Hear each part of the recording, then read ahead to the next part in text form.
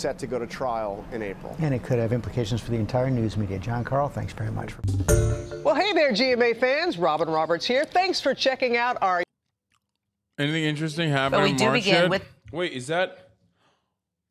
Oh! It's literally March. I'm in March. I'm not in February no longer. Bro, that's crazy. Bro, I did not even realize that. I'm so fucking out of the loop that I forgot the top of the hour ad break, which comes to the top of every hour. And if you no longer want to see those ads, all you need to do is subscribe, which you can do for $5 or for free with a Twitch Prime by connecting your Amazon Prime account to your Twitch account, where you get one free Prime subscription a month. Like, I'm fucking out of the loop, guys. That's crazy. But, you know, if you don't want to be out of the loop, if you want to be up to date, and if you also want to never miss out on a piece of the broadcast, and if you want to have an ad-free broadcasting experience, you can also get gifted a sub. Welcome to the future, baby. Midday, first Wednesday of March here. Yeah. It's March. For me, it's the month of March. And let me tell you, folks, Mart kapıdan baktırır, kazma kürek yaktırır, which is a Turkish saying for the month of March will make you look outside in the snow from your doorway, and it will make you burn your shovels and your pickaxes. What that means is March is unexpected with the weather. That's what that means. It's unexpected with the weather. It will fuck you up. Mart kapıdan baktırır, kazma kürek yaktırır. Hold on, let me look at something real quick. Oh yeah, I hit my hours. That's crazy.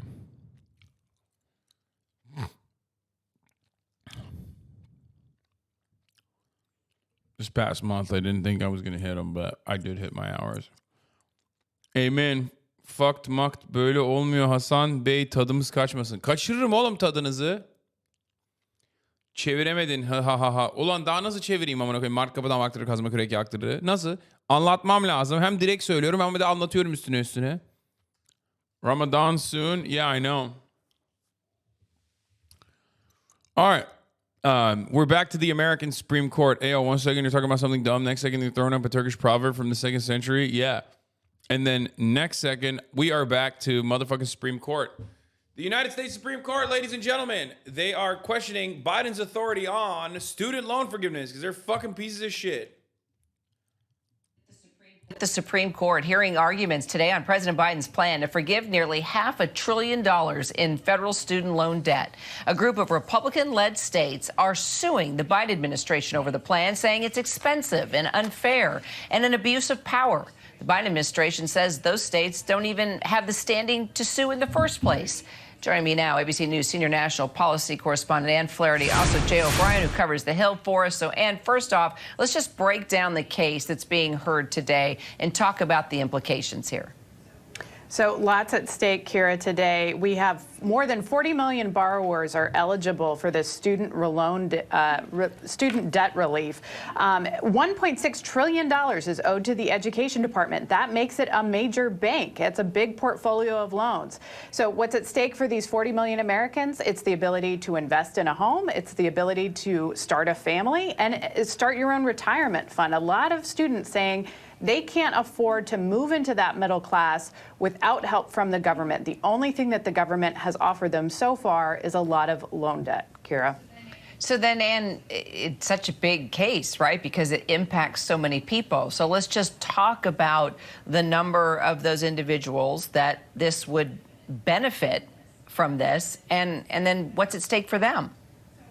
So, well, certainly what a lot of Americans are talking about is their ability to move forward financially, especially in a tough economy. So when I've talked to students, one of the things that they say is that they feel that their loan debt is this albatross, essentially, hanging over their necks.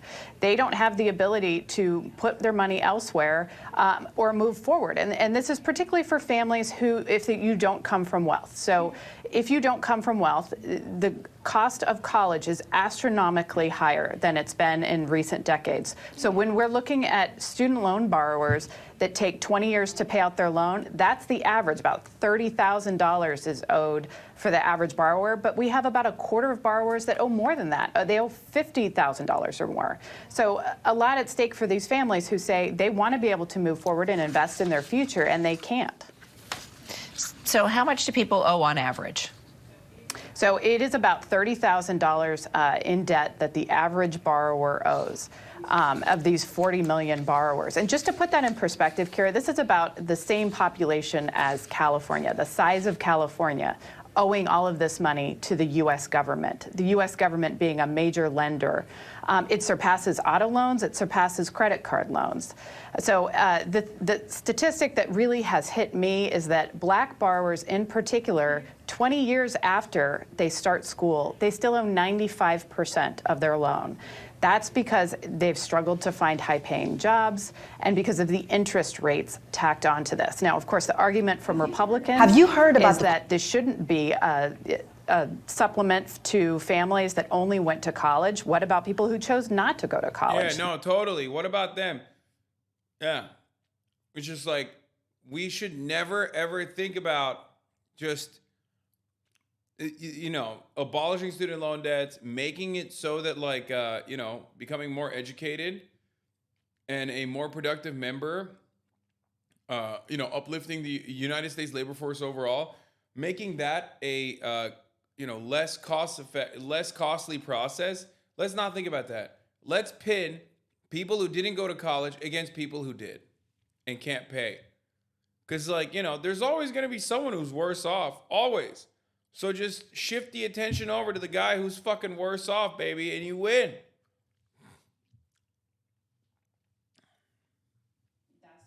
That's their argument against this. Yeah, the interest rates are killer. Boy, you're taking me back to the 80s and how it took me a really long time to pay off those loans that I had. And Jay, you were at the Supreme Court as well this morning. Tell me what people were telling you, especially those former students that are carrying this kind of debt. Yeah, former students and current students were even there, Kira. I spoke with a freshman in college. A lot stayed the night to be at the Supreme Court early this morning. Some woke up very early this morning as well, traveling to the court. This R-word thinks he has his phone in his jail.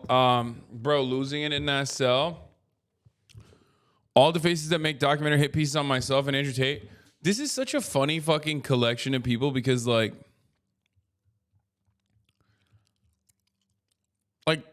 there's some handsome lads in here. Like, I don't get it.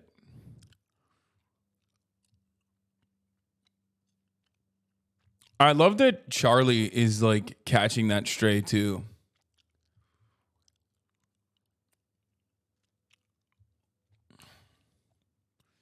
L hair arc.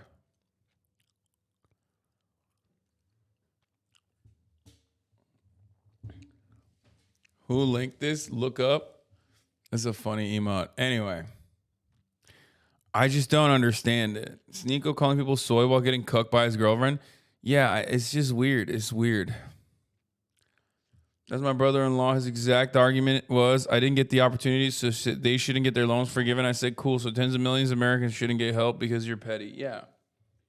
Bro, Americans are so funny. They're vice signaling. Again, it's just like, they're literally saying, I'm petty, and that should be policy. Like, shut the fuck up, dude. Shut up. Shut up. No one is out there being like, oh, wow, I can't believe they found a cure for cancer. Well, guess what? I died. That's such a dumb. My mom died of cancer, so you guys shouldn't get the cancer cure either. I died of cancer. No one should have cancer medication.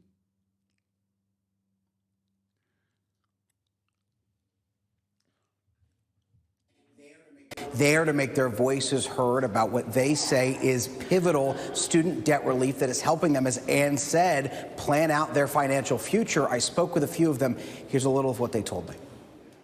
It would take a lot of stress off my family. It'd take a lot of stress off of myself, really, and it really takes away the anxiety and stress of just having to think about it on a daily, day-to-day basis. Saving money, focusing on my health is one thing that I want to focus on. When you're in a debt like that, 53 grand, my mom has more than that, you can't focus on anything but that.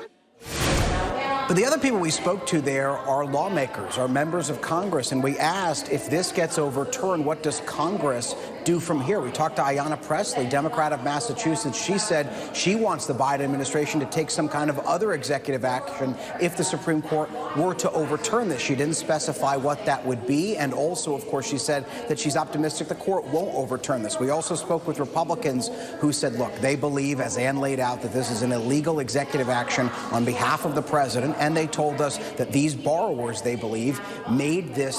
Bro, it's fucking insane. It's actually crazy that, like, they're blocking this, claiming it's illegal when it's not, but they're blocking this at the behest of, like, they try blocking it at the behest of, like, the Arkansas banks and shit. Like, God, I hate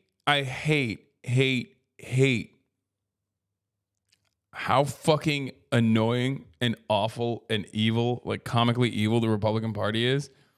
But I also despise the incompetence of the Democratic Party, who doesn't just like take this and turn around and go, hey, look at this shit, man. Look at how fucking unacceptable this shit is. Look at how awful this is. Look at what the Republicans are doing. Like, they should be just screaming this from the mountaintops. Like, Republicans make major, like, pivotal political moments out of innocuous shit that the Democrats do that they truly grossly extend to unimaginable lengths, where they will turn around and be like, oh, this Democrat came to Ohio, but he yawned while he was in Ohio, which, by the way, is a real thing. I'm not even kidding. That's a real thing that Tucker Carlson actually fucking covered. You know what I mean? A real thing that Tucker Carlson unironically covered. He was like, oh, yeah, he's yawning on the plane. It's like, bro, what do you mean? Like, what? Yeah, I mean, Pete Buttigieg sucks. But, like, who gives a fuck that he was yawning?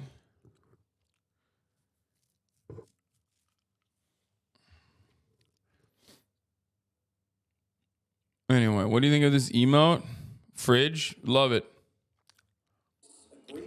Agreement and therefore need to pay it back. And that's notable because, look, if there were not anything future out of the Obama administration for student debt relief, if this were to get overturned by the courts, there would have to be some kind of law through Congress in theory, and Republicans control the House, and Republicans strongly against this, Kira. And Jay, you know, this was one of President Biden's campaign promises, right? So what are lawmakers on Capitol Hill telling you, especially those who represent some of these states that are behind the lawsuits? Well, we're hearing from Republicans writ large who say that, again, as I mentioned, that they don't want there to be any kind of further executive action from the president if this were to get overturned, and they are not going to support a law here in Congress. It's so dumb. He has the... Bro, he has the authorization. He has the law on his side. And these fucking pieces of shit are still making it seem like that's not the case. Like, there's no... It's just made up. When are we going to realize that it's just all laws and our interpretations of said laws are completely made up, and we pick and choose depending on how we feel in any given moment, okay?